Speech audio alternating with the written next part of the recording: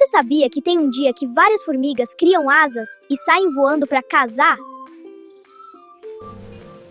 O voo nupcial acontece quando várias formigas saem para se reproduzir. Depois disso, a perde as asas e começa um novo formigueiro, e a rainha pode viver anos criando toda a colônia. E não são só as formigas, tanajuras, cupins e até abelhas também fazem voos assim. É tipo um casamento coletivo da natureza. É a natureza garantindo a continuação da vida. E é assim que começa uma nova família de formigas. Se inscreve aqui que ainda tem muita história incrível para descobrir.